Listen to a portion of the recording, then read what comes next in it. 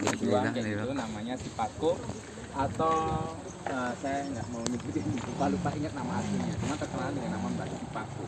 Oke, di sana ada cagar budaya, lalu bukit itu disebut dengan nama Bukit Sipako. Oke, lalu kita berada di Sungai Loulo. Ini sungai utamanya, Sungai Loulo.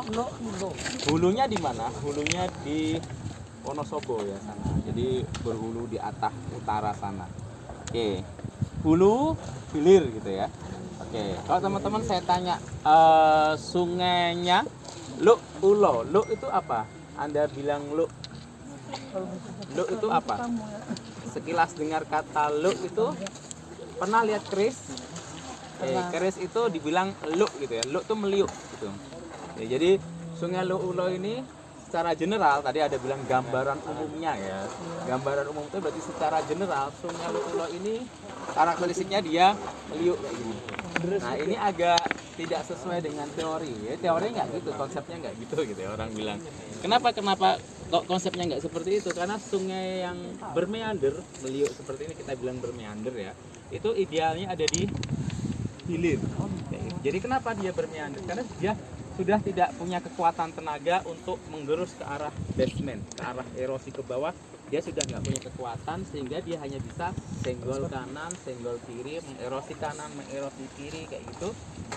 Biasanya ada di daerah hilir sana. Nah di hulu dia biasanya curam, lembahnya V kayak gini.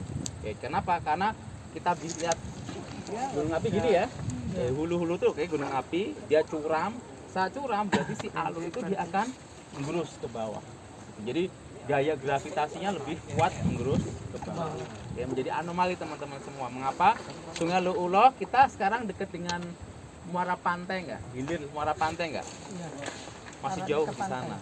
Kayak gitu. Tapi liuk-liuk tadi meandering ternyata sudah berkembang meskipun jauh dari muara pantai. Kayak itu ya. Jadi unik mengapa Karang Sambung sungainya meliuk-liuk bermeandering tetapi tidak berada di posisi di hilir. Nah, ini lokasi ini teman-teman secara batuan, secara geologi, fenomena geologi apa di lokasi ini? Pertama dari sisi batuan ya. Nah, batu ini hitam. Kemudian teman-teman melihat kalau kita lihat dari samping seperti ada apa? Lapisan tipis-tipis kayak gitu nggak? Lihat nggak? Oke. Anda lihat yang Anda duduki kayak gitu, dia tipis-tipis kayak gitu. Kayak batuan ini. Kalau kita lihat dari jauh nanti sampai jalan ke sana, Anda lihat dia seperti tipis-tipis kayak gitu. Ini yang kita bilang di dalam batuan metamorf namanya foliasi. Ini foliasi, ini batuan metamorf juga, tetapi non foliasi.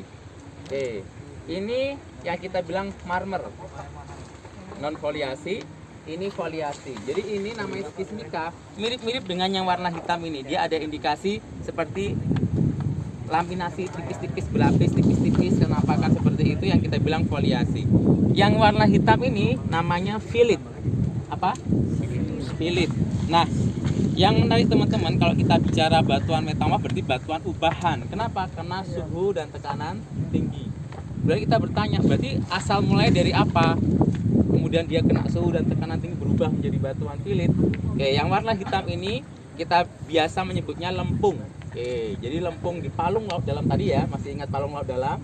Dia masuk ke dalam, kena suhu dan tekanan tinggi, tapi lebih dominan kena tekanannya sangat kuat sekali, sehingga menghasilkan kenampakan foliasi seperti ini. Berubahlah si lempung tadi menjadi filit, kayak gitu. Lalu yang menarik teman-teman sini, tadi kalau kita bicara apa? Emas, kayak gitu ya, kita sudah singgung sedikit emas, itu banyak berhubungan dengan gunung berapi, aktivitas vulkanik. Kalau di Karang Sambung, emasnya itu ternyata bisa kita jumpai di dalam batuan metamorf. Ini, teman-teman melihat ada warna putih-putih di sini? Putih ya. Atau ujung jauh di sana ada warna putih itu. Dia nyisip, ya nggak? Hanya nyisip. Pernah lihat buah petai? Yang petai panjang kayak gitu. Kita tuh tipis gendut kayak gitu ya.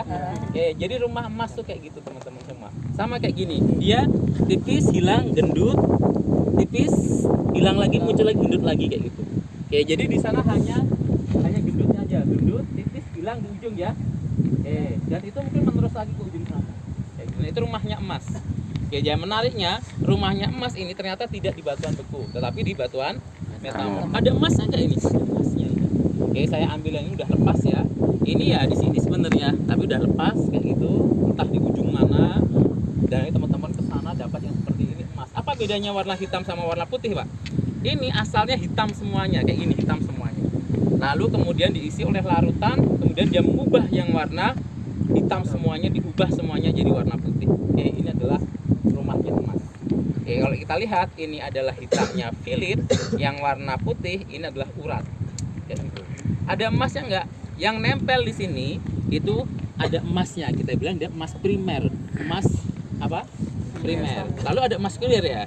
Emas sekunder itu apa? Kalau misalnya ada di sini ada emasnya, kena arus, kebetulan arusnya ada di bawah sana ya. Tapi kalau banjir dia bisa sampai ke arah sini ya enggak? Dia bisa menggerus, emasnya lepas, akan dihendapkan. Kayak gitu. Teman-teman lihat sekarang, sungainya dari ujung sana berkelok kayak gini ya. Berkelok terus belok ke sana. Oke, kalau dia mengerosi seperti ini, kira-kira emas yang sekunder yang lepas dari utama ini akan dihendapkan di mana? Di sebelah sana atau di sebelah sini? Dia kena arus, gerus, dihendapkan di sini. Jadi yang banyak emasnya itu seperti ini. Ada nggak orang nyari emas itu? Orang sedang nyari emas. Kelihatan? Yang hanya nggak pakai baju misalnya itu. Mereka sedang berendam. Dia pakai dulang kayak papan lebih itu. Terus dia gini-gini. Gitu. Jadi pasirnya diambil, lalu dicari dia butiran-butiran. Itu yang kita bilang emas sekunder.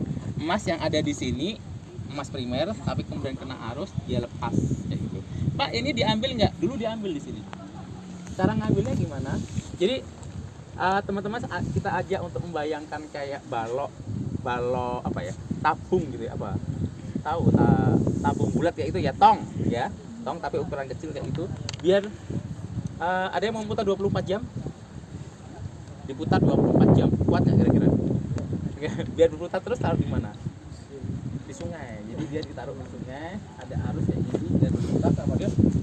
Si pecahan-pecahan ini sama dia diambil, lalu dimasukkan di dalam tong itu, di dalam tabung bulat itu, dan dia berputar di sungai kayak gitu 3 hari, 4 hari. Hancur nggak dia? Hancur karena bludak terus ya 24 jam berputar terus. Lalu dia bisa menjadikan ini hancur jadi bubuk. Lalu emasnya gimana? Diikatnya pakai hagi. Apa hagi? Air raksa. Jadi air raksa akan mengikat emas. Kemudian prosesnya di sekitar sini, emasnya diambil, haginya kemana kan? Dibuang kemana? Ke sungai. Dimakan siapa? Ikan dimakan siapa? Manusia. Oke, apa yang terjadi dengan manusia? Keras. Racun. Kalau dia melebihi ambang batas wajar, banyak anak lahir cacat. Salah satu yang memperburuk aktivitas pertambangan Indonesia adalah yang melakukan aktivitas seperti itu. Kebayang itu dilakukan di puncak gunung, di puncak bukit kayak itu ya, karena emas ini kan pasti ada di sana juga. Dia lakukan di sana. Di batu-batuan yang seperti ini yang diambil kayak gini. Oke, itu adalah pelaku tambang yang kita bilang kayak tambang rakyat, ilegal penambang rakyat. Cuman kalau misal kayak penambang BUMN, aneka tambang dan sebagainya, PT kayak gitu, dia tidak menggunakan metode yang seperti itu. Dia lebih aman. Oke, jadi teman-teman di lokasi ini teman-teman ada filir. Lalu kita lihat teman-teman, saya singgung lagi pertanyaannya. Adakah aktivitas yang kemudian bisa mengubah proses geologi dan geomorfologi? Bisa, tinggal seberapa intensif, ya nggak? Kayak gitu. Kalau misal aktivitas penambahan kayak gini mungkin dia akan melakukan perubahan, cuma sekarang seberapa parah dia menggunakan teknologi. Contoh yang paling parah ini mungkin manual ya, dia gali kayak gitu, tidak terlalu signifikan pengaruhnya. Cuman yang sangat signifikan apa? Ini jalan, lalu dia ada pakai penyedot. Kalau pakai mesin penyedot, dia akan menggerus di bawah, ya nggak? Akan menggerus bawah. Jalan ini akan apa? ambles nggak? Ya, seperti itu. Jadi teman-teman kalau misalnya melihat bendungan, jembatan kayak gitu-gitu, jangan melakukan aktivitas penambangan 500 meter dari lokasi jembatan. Kan ada warning kayak gitu. Beberapa di antara pasang papan tidak boleh melakukan aktivitas penambangan sirtu, pasir dan batu 500 meter dari jembatan atas atau jembatan bawah. Karena yang dikhawatirkan adalah yang menambang dengan tadi tuh mesin bor. Tahu mesin sedot tahu? Gitu. Jadi dia ya enak aja dia pakai mesin sedot aja. Cuman secara tidak sadar mesin dia menggerus bisa pondasi, jalan. Apakah itu bisa merubah geologi dan geomorfologi? Bisa. Oke, saya rasa pertanyaan-pertanyaan sudah cukup terjawab. Mungkin ada yang belum terjawab teman-teman. Ini marmer. Ini teman-teman yang perlu dikoleksi apa? Oke, pulang dari sini, pulang ke Jakarta, ini glitter ya saya bilang tadi itu. Natural glitter ada mikanya. Kelihatan meling-melingnya nggak? Mungkin perlu saya pantulkan ke arah sana. Ini